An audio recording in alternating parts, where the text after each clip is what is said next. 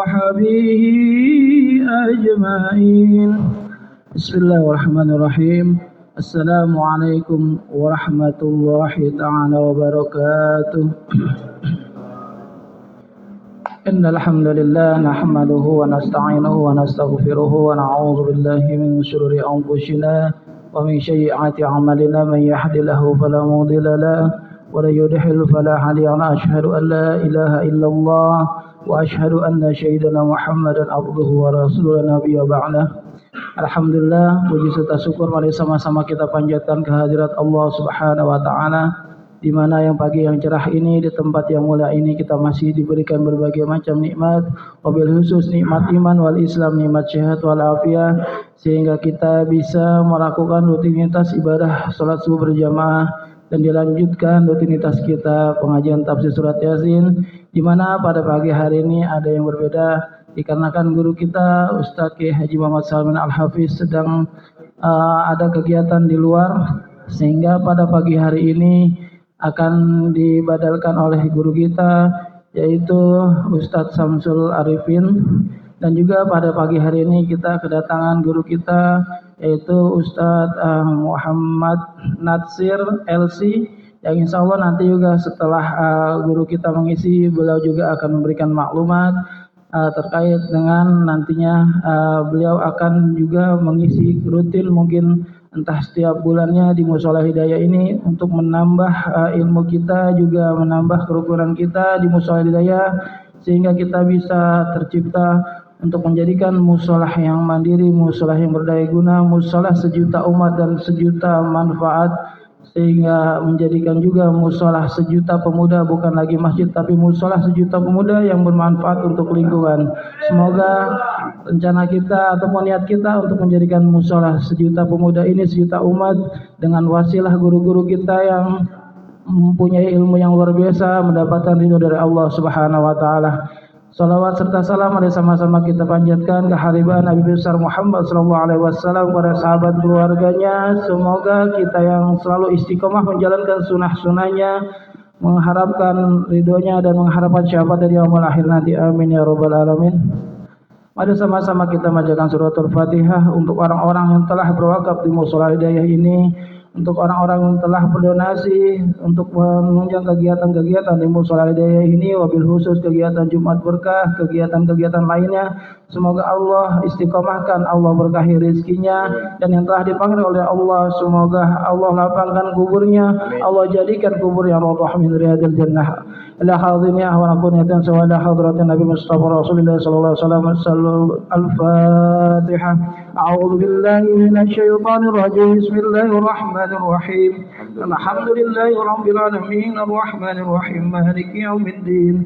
Iyyaka na'budu wa iyyaka nasta'in ihdinas siratal mustaqim siratal ladzina an'amta 'alaihim ghairil maghdubi 'alaihim waladdallin. Amin.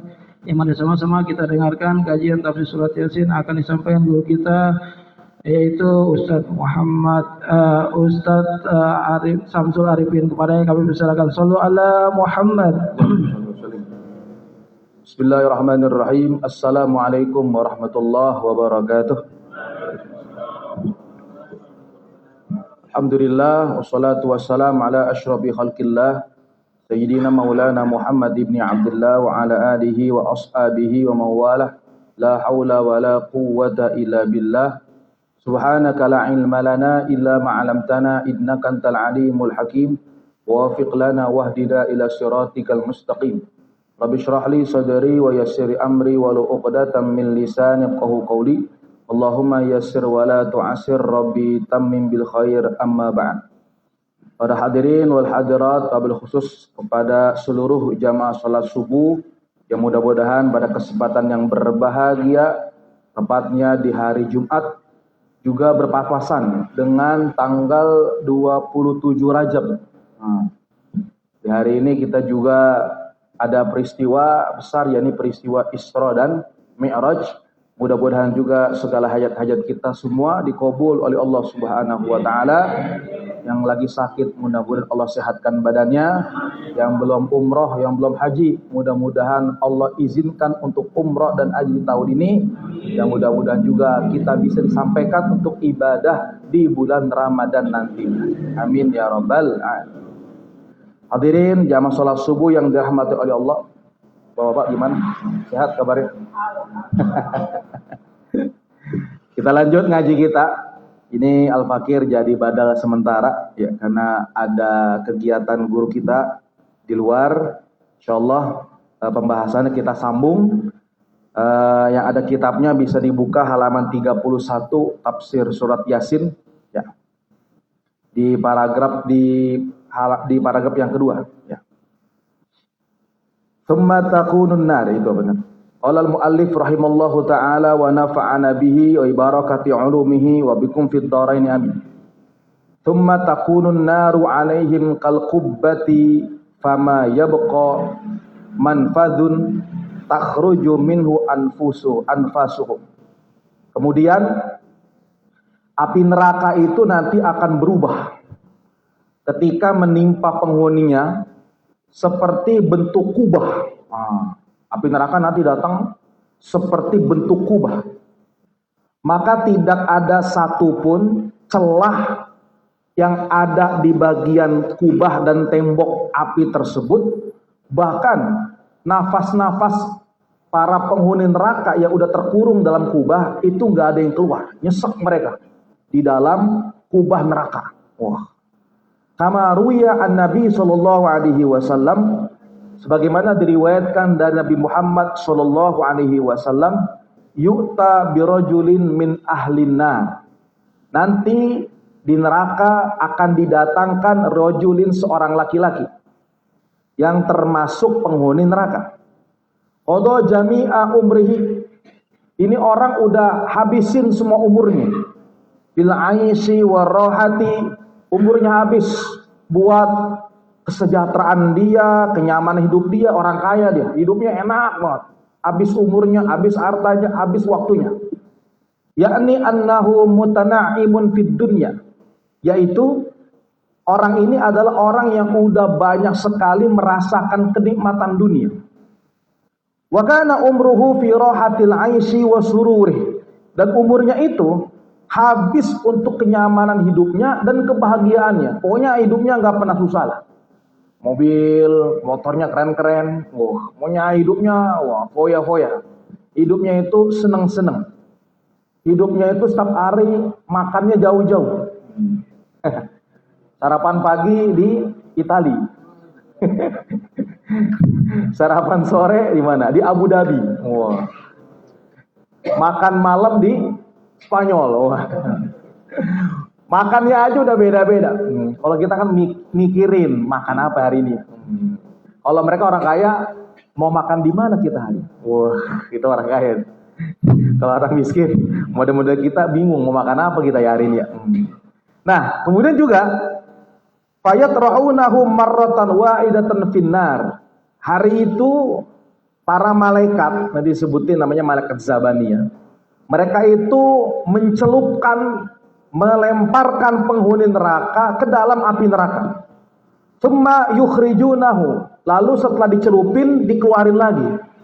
Wa yaquluna lahu, mereka akhirnya berkata, malaikat Zabaniyah kepada penghuni neraka, hal ra'aita fid dunya rahatal 'aish?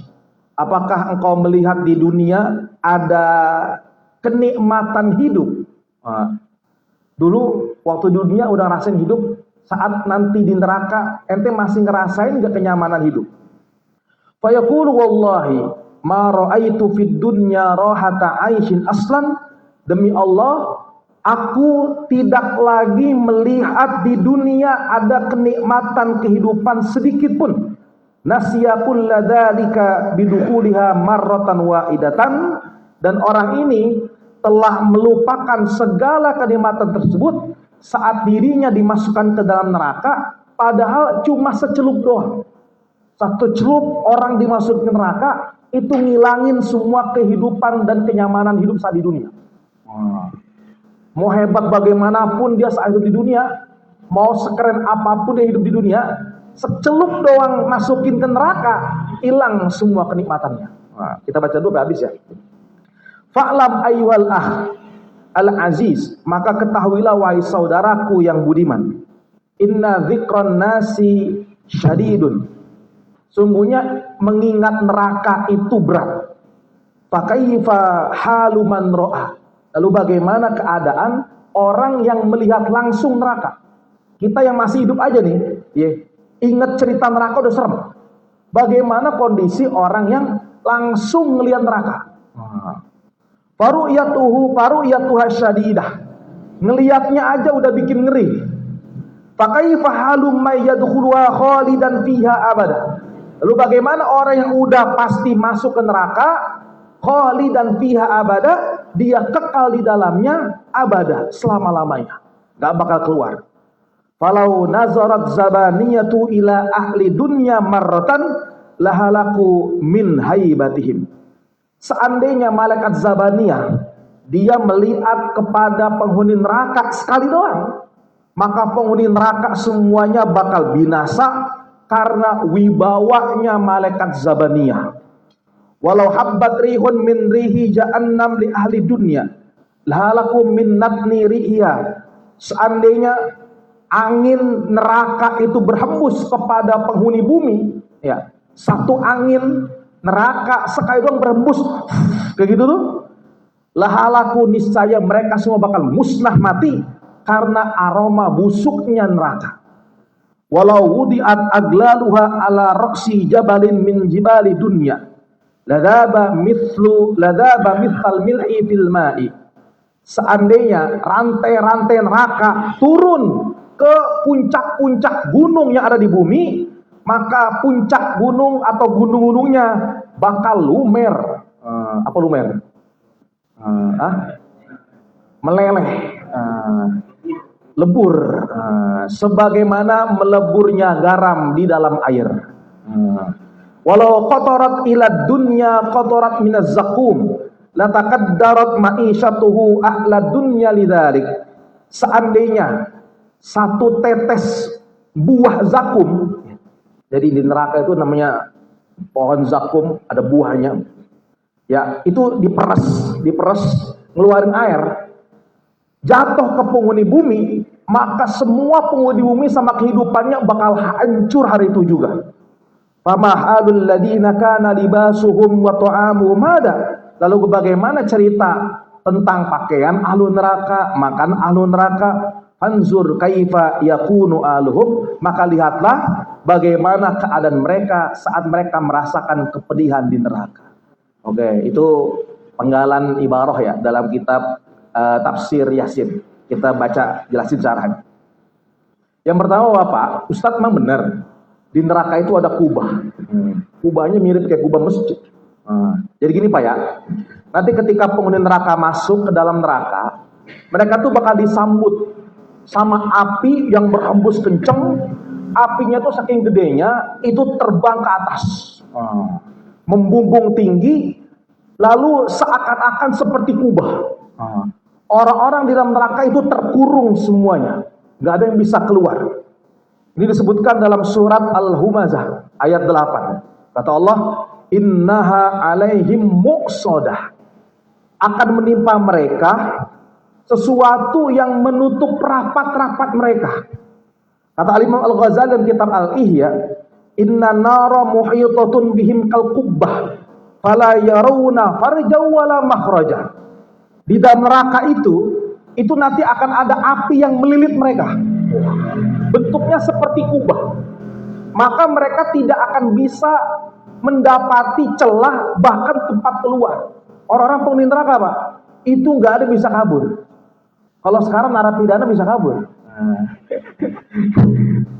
Berita ngabarin nih masuk penjara, tiba-tiba aja nonton bola. Itu ceritanya. Tapi kalau penghuni neraka Pak, wah malaikat Zabaniyah, malaikat Malik kagak bisa disogok, kagak bisa disogok, betul? Katanya kayak gitu. Kemudian juga itu berapa lapis tebelnya Pak? Ini kubahnya ini. Kalau baca surat Al-Mursalat ayat 30, itu tebelnya itu kubah neraka, Pak, itu 3 lapis dia. Tiga lapis. Yang satu lapisan itu bagaikan langit sama bumi. Kayak apa tuh gedenya tuh? Udahnya langit sama bumi gede banget, dilapisin 3 lapis. Udah 3 layer dia. Kata Allah, intaliqu ila dhilli dhi thalathin syu'ab. Pergilah kamu semua penghuni neraka kepada sesuatu naungan yang memiliki 3 layer. Apa 3 layer? 3 lapisan nih. 3 lapisan. Wah, ini ngeri banget ini. Al-Imam Qurtubi punya kitab namanya Tadhkirah Al-Qurtubi, ya. Beliau jelasin dengan detail tentang neraka itu. Kata beliau, inna jahannama qubbatun mutabbaqah ala ahliha la yadkhulu fi araun wa la yakhruja fiha ghammun. Di dalam neraka itu nanti akan ada kubah yang berlapis-lapis yang akan mengurung penghuninya. Penghuninya tidak akan bisa napas di dalamnya, nyesek dia. Mau nangis sekalian. Dan tidak akan bermanfaat air mata hari itu. Gak akan bermanfaat air mata hari itu. Wah, pokoknya Pak, serem dah. Serem kalau ada cerita neraka. Dan kubahnya itu bentuknya apa, Ustadz? Apakah api? Apakah bangunan kayak masjid? Enggak. Kalau kita baca Daqaiqul Akhbar, ya, ada kitab namanya Daqaiqul Akhbar, karya Al-Imam Al-Qadhi Abdurrahim bin Ahmad. Itu kata beliau, Pak, fi jahannama qubbatun min duhan. Kubah di neraka itu bentuknya dari asap. Asap membumbung tinggi, efek dari bakaran api neraka membumbung tinggi, berubah dia jadi kubah. Sehingga orang pada nyesek. Yugla panas, wa iya maskanu dhalimin. Ini tempat buat orang zalim. Masya Allah, Pak. Yasilu arruha ila idhamihim. Ini apinya, Pak, asapnya bukan apinya, asapnya doang itu bikin tulang kepanasan. Asap neraka itu asapnya doang baru nih, belum apinya. Asapnya doang itu bikin nyesek paru-paru, bikin tulang itu retak. Dan kita tahu sendiri neraka itu apinya warnanya hitam. Wah, api itu neraka warnanya apa? Hitam. Dalam tafsir disebutnya tafsir Asawi, neraka itu awalnya 1000 tahun warnanya merah. Dibakar dulu neraka. Bahan bakarnya itu manusia sama batu-batu di bumi yang pernah diukir sama manusia jadi berhala. Jadi batu-batu di bumi diukir sama mereka jadi berhala buat sembahan, nanti semua dimasukin ke dalam neraka. Sampai-sampai kata batu, salah gua apa? Lah kan batu nggak tahu apa-apa. Batu nggak bisa ngelawan. Salah engkau dibikin berhala, buat penyerupaan kepada Tuhan, buat menyaingi Tuhan. Dan salahnya manusia karena sudah bikin engkau jadi Tuhan. Makanya manusia itu, Pak, uniknya di dalam badan mereka itu ada minyak. Ada minyak. Minyak itu, ya, itu kalau diambil itu bisa buat jadi bahan bakar api. Bahan tubuh kita. Bapak pernah lihat nggak orang yang kebakaran lalu kena badannya?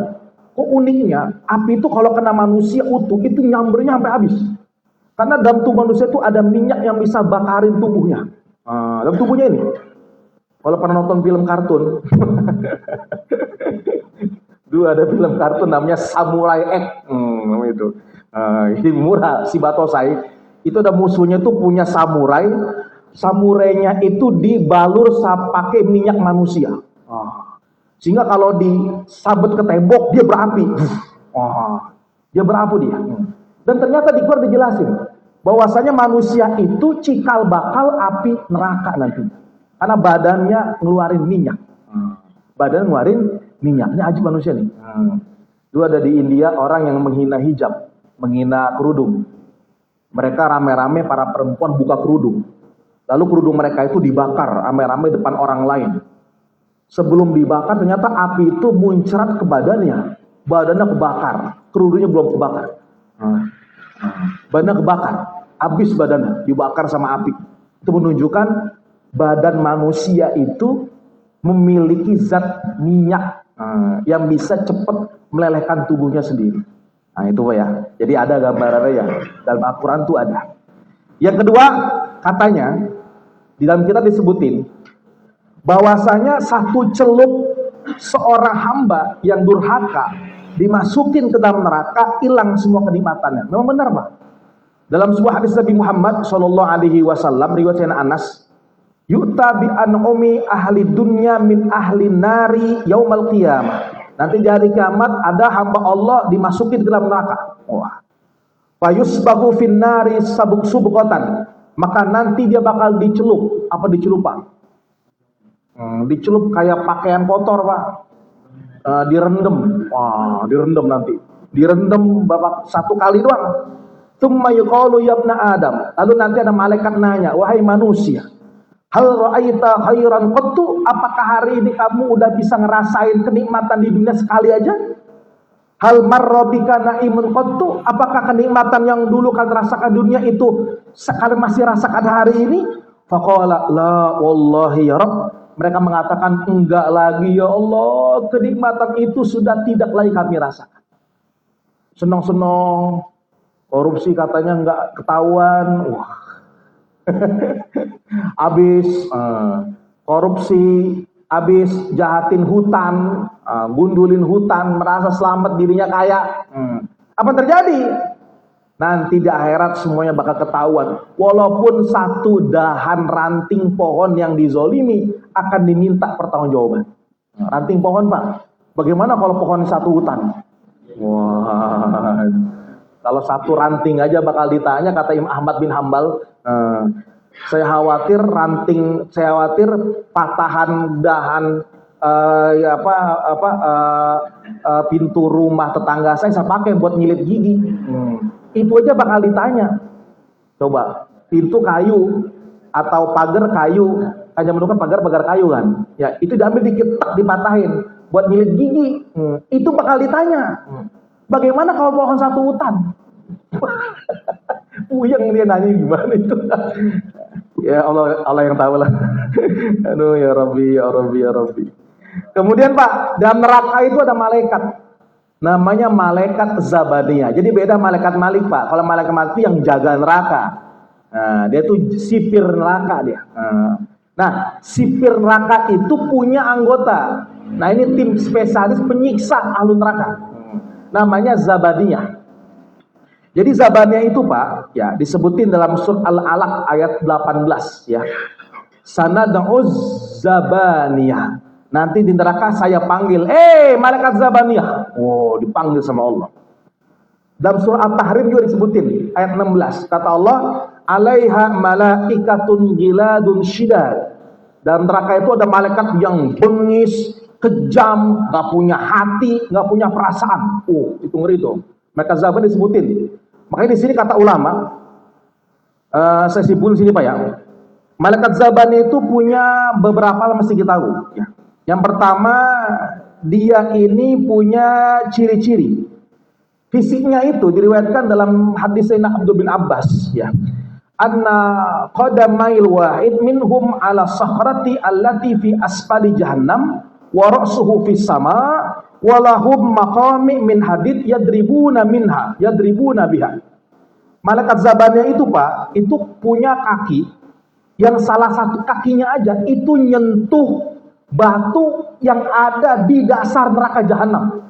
Ingat Pak ya, bentuk struktur neraka itu dari atas ke bawah. Ingat Pak ya, dari atas ke bawah. Atas itu yang paling ringan, bawah itu yang paling parah tuh neraka jahanam namanya itu. Kalau surga itu strukturnya dari bawah ke atas. Neraka paling bawah, paling atas tuh surga Firdausil A'la. Nah, itu beda tuh balikannya aja. Jadi neraka itu atas ke bawah, surga itu bawah ke atas. Nah, beda Pak ya. Nah, neraka malaikat Zabaniyah itu punya kakinya aja nyentuh neraka jahanam juga. Dan dia ini nyiksa semua lapisan-lapisan neraka, semua disiksa sama malaikat Zabaniyah. Semua lapisan neraka, semua pintu-pintu neraka itu yang nyiksa semuanya malaikat Zabaniyah. Tingginya itu Pak, kepalanya sama nyentuh langit. Ya, jangan ditanya dah. Nyentuhlah langit. Dan dia itu bawa martil, makomi. Makomi itu apa ya? Godam. Apa? Martil gede. Martil gede. yang saban hari mukul-mukul penghuni neraka. Dalam kitab Mirqatut Tasdiq Syarah Sulamun Taufik, itu martilnya Markaz Zabaniyah, ujungnya nih Pak, ujungnya doang. Itu kalau nyentuh bumi berubah jadi pasir. Ujungnya doang. Ya Rabbi, apalagi kalau dipukul habis. Dipukul, dipalu sehari-hari, barulah dia sadarkan diri. Baru dia sadar diri. Kenapa dulu saya nggak sholat? Kenapa dulu saya nggak beriman? Kenapa dulu saya nggak beramal soleh? Kenapa dulu saya bermaksiat? Nah itu kerjaannya malaikat Zabaniyah. Ada malaikat Zabaniyah, nggak usah nangis loh, nggak usah nangis. Di sini mah udah nggak didengar lagi air mata, nggak usah nangis. Di sini udah nggak didengar lagi minta maaf. Kemudian yang kedua sifat malaikat Zabaniyah ini keras, bengis, jahat. Humul malaikatul ghiladu sidadu li ihlakihi.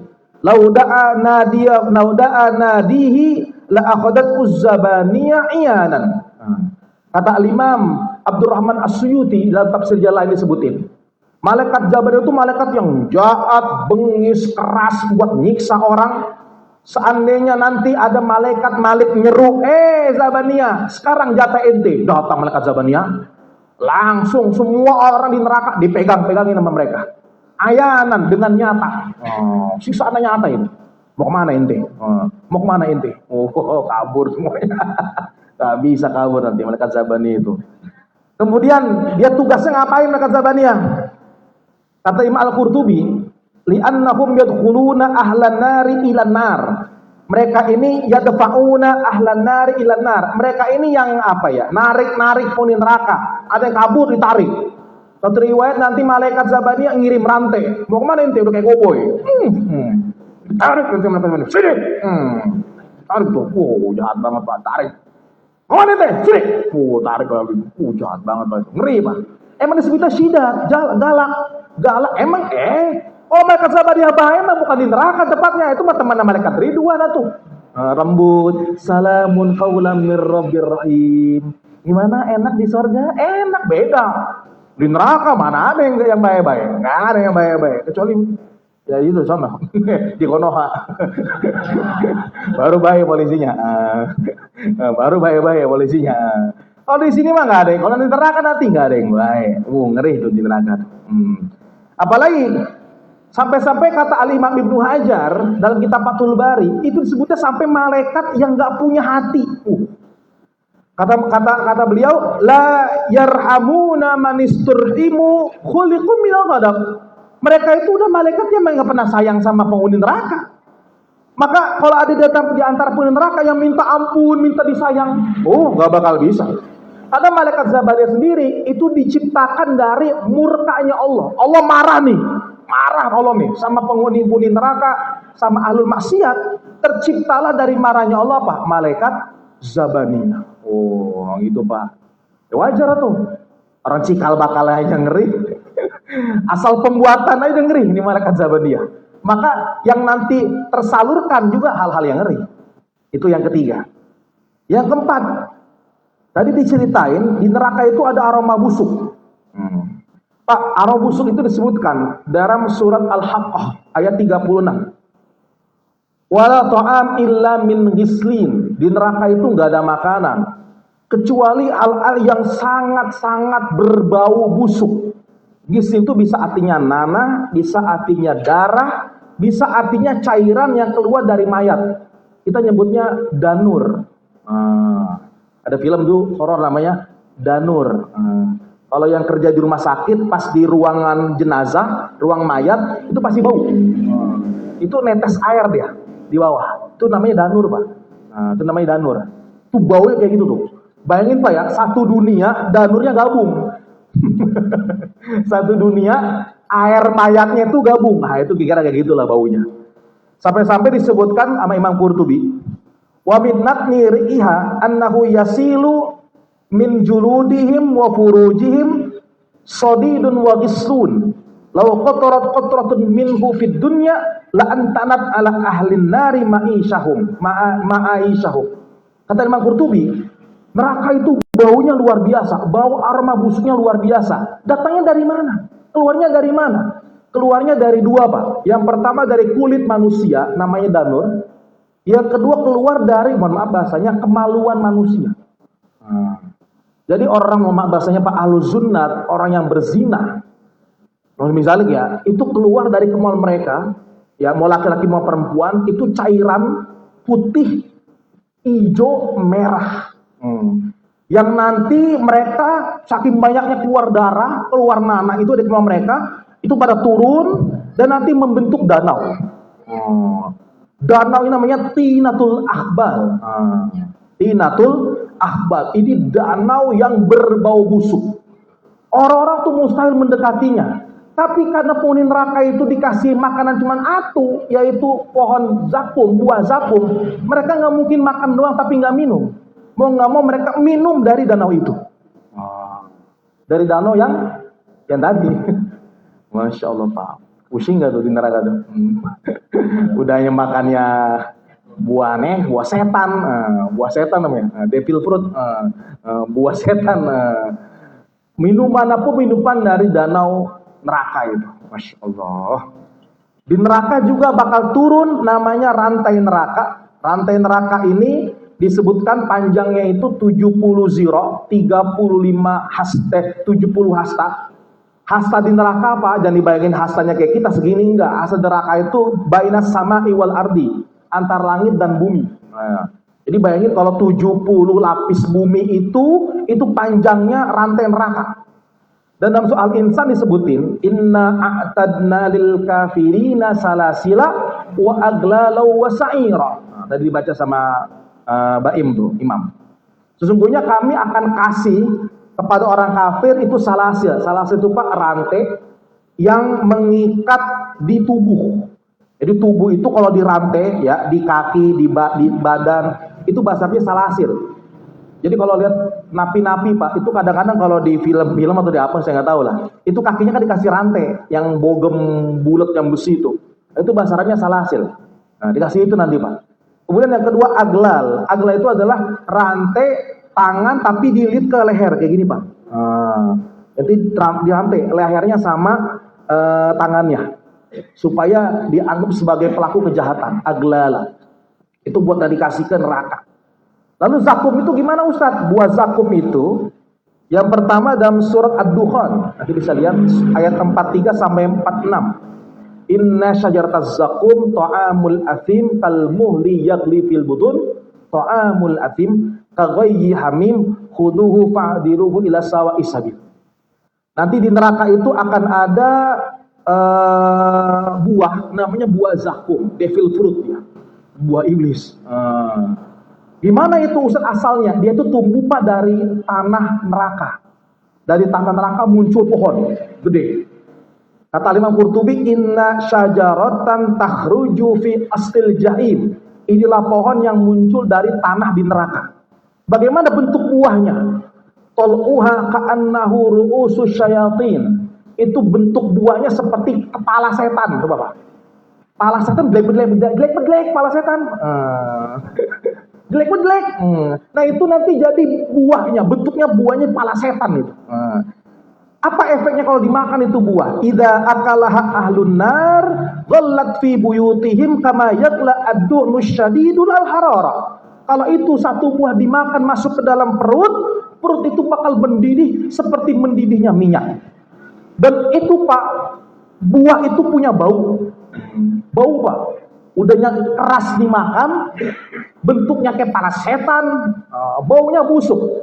La afsadat ala nari, la afsadat ala ahli nari ma'asyihum. Ini buah yang bakal ganggu banget kehidupan penghuni neraka saat mereka dalam neraka. Yang terakhir, ya, karena kita mau ada ini dari ustadz kita, bagaimana baju ahli neraka? Neraka itu dikasih baju Pak, tenang. Oh, narapidana kan warnanya oranye, ya gak? Bener gak? Oranye. Yang neraka juga sama mirip-mirip, oranye merah-merah gitu. Mirip-mirip itu, mirip-mirip. Bagaimana itu Ustaz baju neraka? Nanti bisa lihat dalam surat Al-Hajj, ya, ayat 19. Falladzina kafaru quti'at lahum thiyabun min nar yusabbu min fawqi rusihimul hamim. Nanti orang-orang kafir, mohon maaf bahasanya, mereka bakal dikasih baju khusus yang tercipta dari neraka. Jadi bajunya api neraka membara. Kayak Ghost Rider bajunya. Api, semuanya penuh dengan api itu. Tadi Ghost Rider kan lambangnya api, lehernya rantai dia. Rantai itu. Itu ilustrasi neraka banget lah, kasar gitu lah, dijadiin film. Itu badannya penuh dengan api neraka. Satu riwayat itu baju neraka dibuat dari timah. Timah dilelehin, ditempel ke badan. Pasti Bapak bisa kebayang, tahu timah Pak? Satu riwayat itu aspal. Aspal di jalan tuh yang masih panas, ditempel ke badan Bapak itu. Dijadiin baju. Sarabiluhum min qatran wa tagsha wujuhubun nar, kata Allah. Ya, nanti mereka punya baju-baju tercipta dari timah-timah, dan timah-timah tersebut bakal menempel di wajah-wajah mereka. Minumnya apa tadi? Wa yasqauna min tinatil khabal, dan mereka bakal dikasih minum. Minumnya itu berasal dari danau namanya Tinatul Khabal. Itu adalah gambaran sekelumit mengenai neraka. Ya, kita waktunya terbatas ya. Insya Allah akan dilanjutkan oleh guru kita. Maka untuk subuh hari ini mudah-mudahan ini jadi pengingat kepada kita kalau neraka itu hari masih cerita. Nanti akan jadi hal yang nyata. Orang-orang nanti bakal kaget kalau hal-hal yang diceritakan dalam surah Al-Waqiah, dalam surah Al-Mursalat, dalam surat Hud ya, yang kata Nabi itu kenapa punya uban? Gara-gara sering baca surat-surat yang berkaitan dengan neraka. Makanya uban Nabi itu muncul. Berapa banyak uban Nabi? Ada riwayat 14, 17, 18, riwayat itu 20 helai. Di kepalanya Nabi, saking seringnya baca ayat-ayat tentang neraka. Jadi bapak-bapak yang ubannya banyak hari ini, kayaknya banyak pusing mikirin neraka. Ya, demikian cara fakir, mudah-mudahan bermanfaat. Beliau Taufik wal Hidayah. Assalamualaikum warahmatullahi wabarakatuh. Waalaikumsalam warahmatullahi wabarakatuh. Jazakallahu khairan katsiran. Kami ucapkan pada guru kita Syekh Samsul yang telah menyampaikan ilmu-ilmunya. Ya, untuk selanjutnya kita dengarkan sedikit maklumat ataupun perkenalan diri dari guru kita Ustadz Muhammad Nasir, kepada yang kami persilakan. Shallu ala Muhammad.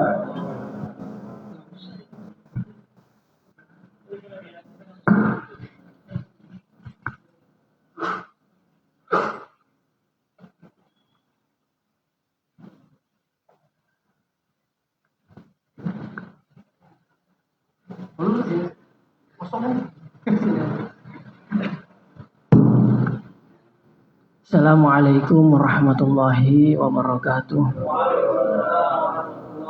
Alhamdulillahirabbil alamin, wassalatu wassalamu ala Rasulillah Sayyidina Muhammad ibn Abdullah wa ala alihi wa sahbihi wa mawalah wa la haula wa la quwwata illa billah. Ba'da.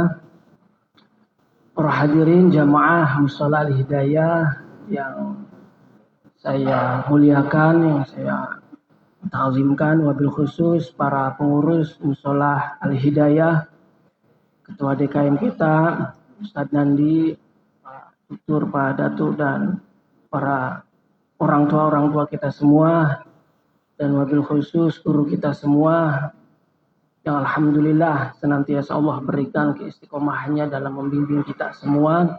Ustadz Syamsul Arifin, kita doakan semoga beliau senantiasa diberikan kesehatan, kekuatan lahir batin, keistiqomahan dalam membimbing kita. Amin, amin ya rabbal alamin. Para hadirin, bapak-bapak, ibu-ibu semua yang kami hormati, izinkan sedikit saya disuruh memperkenalkan diri. Mungkin sudah kenal ya sebagian dari kita. Ya, saya sama jamaah Mushola Al-Hidayah.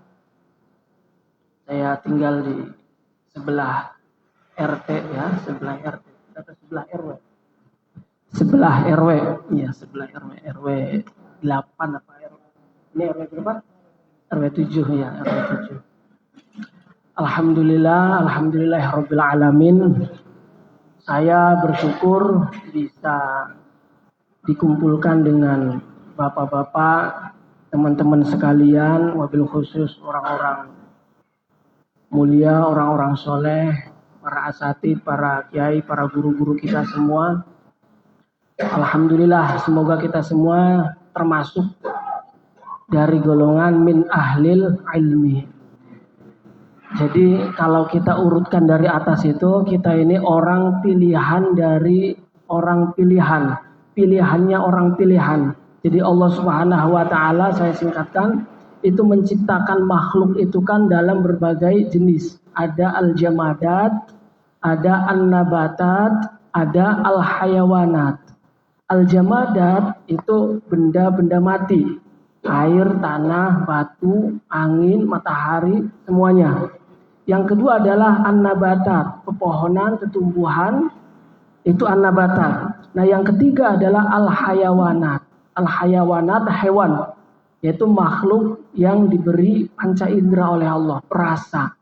Nah, al-hayawanat ini ada dua, al-hayawanun natik, al-hayawanun ghairun natik.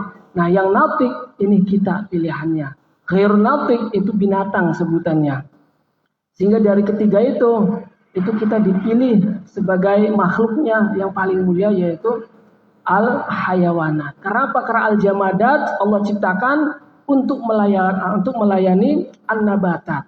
Air, tanah, matahari itu untuk melayani khidmah kepada an-nabatat. An-nabatat diciptakan, tumbuhan, tanaman itu untuk khidmah melayani al-hayawanat, hewan, binatang, manusia. Berarti manusia diciptakan ini untuk melayani sang pencipta daripada semuanya. Al-jamadat, an-nabatat, al-hayawanat, itu Allah Subhanahu wa taala yang menciptakan semuanya demi untuk melayani manusia. Berarti manusia ini diciptakan untuk melayani Allah Subhanahu wa taala, untuk khidmah kepada Allah. Nah, al-hayawanat ini ada an-natik, ada yang ghairu natik. Kita dipilih lagi oleh Allah sebagai al-hayawan an-natik, yaitu manusia. Sehingga makhluk yang paling mulia itu adalah manusia, baik khalqan wa khuluqan, ilman wa ruhan wa jasan, semuanya.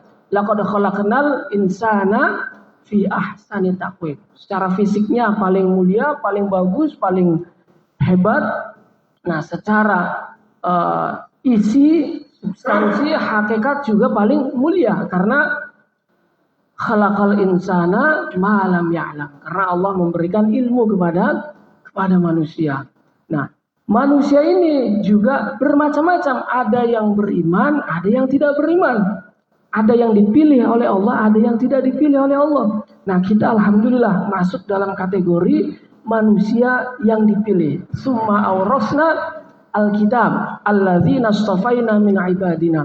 Allah memberikan kitab kepada siapa? Kepada hamba-hambanya yang dipilih.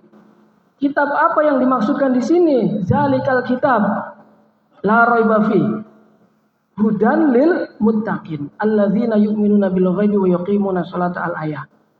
Jadi kitab yang dimaksud adalah kitab Al-Qur'an. Karena Allah menciptakan makhluknya, tentu Allah ingin agar makhluknya ini bisa difungsikan sebagaimana fungsinya. Apa fungsinya manusia? Fungsinya manusia adalah wa ma khalaqtul jinna wal insa illa liya'budun. Sehingga Allah menciptakan buku panduan agar manusia bisa terpandu, terarah dengan buku panduan ini. Nah, buku panduan ini siapa? Buku panduan ini adalah Alkitab. Nah, Alkitab ini diberikan kepada siapa? Kepada orang-orang pilihannya, yaitu kita orang-orang yang beriman dan bertakwa. Nah, dari orang yang beriman, orang yang bertakwa ini pun itu dipilih lagi. Ada yang zalimun, faminhum zalimun li nafsi, wa minhum muqtasid, wa minhum sabiqun bil khairat biiznillah, zalikal huwal fadlul kabir.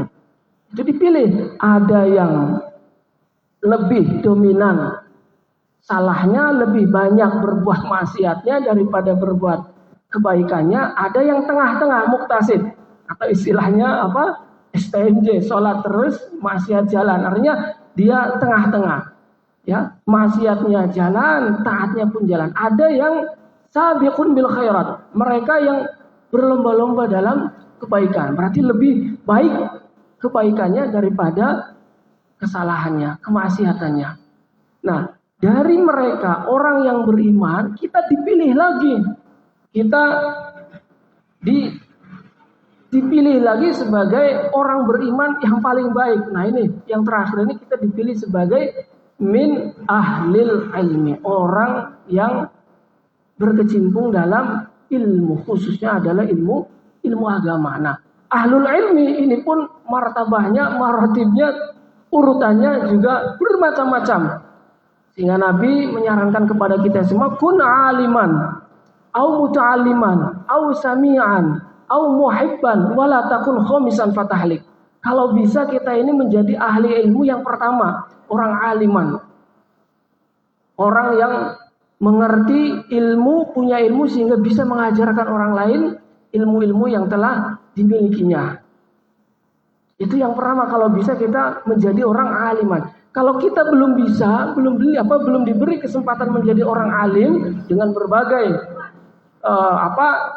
kesibukan, keadaan, faktor yang mempengaruhinya, minimal yang kedua, orang muta'aliman, orang yang berusaha menjadi orang yang alim. Orang yang belajar betul-betul ingin menjadi orang alim. Ya kita seperti ini belajar, nah lebih lagi orang muta'aliman itu dia mempersiapkan alat-alatnya sehingga orang yang alim itu ya orang yang benar-benar orang yang berusaha alim itu orang yang belajarnya betul-betul dengan kitabnya, dengan bukunya, dengan pulpennya, dengan alat tulis lengkapnya. Sehingga bil qalam kan, 'allamal insana ma lam ya'lam, itu Allah mengajarkan ya dengan ilmunya melalui qalamnya. Nah, ini kita dipilih sebagai min ahlil ilmi. Kalau tidak bisa menjadi orang alim, minimal orang muta'aliman. Tidak bisa juga menjadi orang muta'aliman, minimal yang ketiga, sami'an, mendengarkan saja, atau istilahnya ngaji kuping, atau mendengarkan saja seperti ini. Kita tidak membawa kitab, kita tidak membawa pulpen, kita tidak membawa alat tulis lainnya, cukup kita mendengarkan saja. Itu juga lebih bagus daripada tidak sama sekali. Nah, ketika sami'an juga kita tidak bisa karena kita sibuk dengan urusan kita sehingga untuk mendengarkan saja kita belum sempat, minimal kita menjadi orang yang keempat, muhibban, orang yang cinta, muhibbin, senang, mendukung. Ya, jangan sampai kita menjadi orang yang kelima. Aliman tidak, muta'aliman tidak, sami'an tidak, muhibban juga tidak. Maka maka kita akan menjadi orang yang rusak. Nah, sehingga kita alhamdulillah bisa masuk dalam kategori min ahlil ilmi. Semoga ketika kita bisa menjadi min ahlil ilmi, maka kita pun akan semakin dekat dengan apa yang kita dambakan, yaitu dengan surganya Allah Subhanahu wa ta'ala. Man salaka thariqan 'alal ilmi sahalallahu lahu thariqan ilal jannah, akan dimudahkan sehingga majlis-majlis yang seperti ini itu dikatakan sebagai taman surga. Wa ma riyadul jannah ya Rasulullah, riyadul jannah ila majlisu adzikir. Nah, satu lagi, ini kita ketika sudah mengaku dan mengharapkan min ahlil ilmi sebagai ahli ilmi, maka satu sifat yang tidak boleh kita lupakan ketika kita mengaku sebagai min ahlil ilmi dan mengharap agar kita masuk dalam kategori ahlul ilmi, itu adalah kita harus punya rasa sifat kepedulian. Karena apa? Karena ilmu itu sendiri kan terdiri dari 3 huruf. Lil ilmi salasat ahruf, ainun, lamun, wa mimun. Ain, lam, dan mim. Washtiqaqul ain minal illiyin, washtiqaqul lam minal lutfi, washtiqaqul mim minal mulki. Jadi ilmu itu terdiri dari 3 huruf, ain, lam, mim. Ain diambil dari kata illiyun. Illiyun ismin min asma'il jinan. Jadi illiyun itu adalah nama surga yang dikhususkan pada orang yang ahli ilmu, sehingga man salaka thariqan ilal ilmi sahalallahu lahu thariqan ilal jannah, akan dimudahkan. Nah, itu yang pertama. Yang kedua adalah lam, istiqaqul lam minal lutfi. Pengambilan huruf lam ini diambil dari kata lutfun. Lutfun itu artinya lemah lembut, belas kasihan, peduli terhadap sesama. La yu'minu ahadukum hatta yuhibba li akhihi ma yuhibbu li nafsi. Kita sudah merasakan kebahagiaan di satu bidang, misalkan kita sudah merasakan kebahagiaan di bidang ilmu pengetahuan, maka kebahagiaan yang kita rasakan pingin agar orang lain juga ikut merasakan. Karena itulah hakikat orang yang sukses, orang yang merasakan kesuksesan dan ia pun pingin agar kesuksesan ini dirasakan pula oleh orang lain, sehingga dia tidak pikir, tidak pelit kesuksesan dalam bidang apapun. Nah itu lam. Nah yang ketiga itu adalah mim. Washtiqaqul mim minal mulki. Diambil dari kata mulkun, merajai. Artinya fal ainu yujawizu sahibahu ila aliyin. Ini maknanya ain itu menunjukkan bahwa ilmu itu akan menghantarkan ahli ilmi kepada surga aliyin. Wallamu yaj'aluhu latifan 'alal khalaq. Dan orang ahli ilmi itu akan menjadikan dia sebagai orang yang lemah lembut, belas kasih, penuh perhatian dan kepedulian terhadap sesama. Dan yang ketiga, orang yang ahlul ilmi, fal mimu yaj'aluhu mulkan 'alal khalaq. Orang yang ahlul ilmi insyaallah dia akan merajai seluruh alam semesta ini. Kenapa? Man arada dunya fa alaihi bil ilmi, wa man arada al-akhirah fa alaihi bil ilmi, wa man arada huma fa alaihi bil ilmi. Jadi semuanya dengan ilmu, dan insyaallah ketika kita sudah mempunyai ilmu, maka kita pun akan merajai, akan menguasai dan akan dihormati kehidupan kita di dunia maupun di akhirat. Oleh karena itu, mari kita bersyukur kepada Allah. Dengan cara apa kita bersyukur?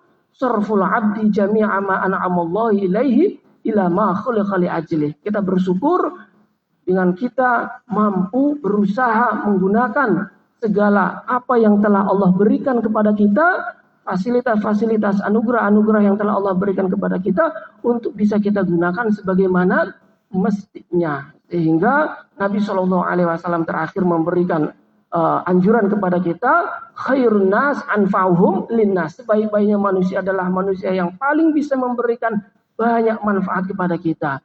Kita yang punya kedudukan, punya otoritas, punya martabat, punya kekuasaan, maka gunakanlah kekuasaan kita untuk mengatur dengan segala aturan-aturan yang maslahat untuk banyak manusia. Kita yang punya ilmu, maka berikanlah ilmu kita agar ilmu kita bisa bermanfaat bagi orang lain. Kita yang punya harta, maka berikanlah harta kita kepada orang lain agar orang lain pun bisa merasakan manfaat dari harta kita. Kita tidak punya kedudukan, kita tidak punya ilmu, kita tidak punya harta, kita punya tenaga, kita berikan tenaga kita agar bisa bermanfaat juga bagi orang lain. Kita tidak punya apa-apa, minimal kita support, minimal kita cinta, peduli, tidak kita kemudian menghalangi atau membencinya. Mungkin itu saja. Semoga kita semua digolongkan oleh Allah Subhanahu wa taala min ahlil ilmi, dan kita pun senantiasa mendapatkan bimbingan, arahan dan petunjuk dari Allah Subhanahu wa taala melalui guru-guru kita. Semoga kita semua diberikan kesehatan, kekuatan lahir batin, wabil khusus guru-guru kita semua senantiasa diberikan kesehatan, lahir batin, keistiqomahan. Amin amin ya rabbal alamin. Mungkin itu saja yang bisa saya sampaikan sedikit, kurang lebihnya mohon maaf. Bila taufiq wal hidayah. Assalamualaikum warahmatullahi wabarakatuh. Alhamdulillah, jazakallahu khairan katsiran atas segala yang telah ilmu-ilmu disampaikan oleh guru-guru kita.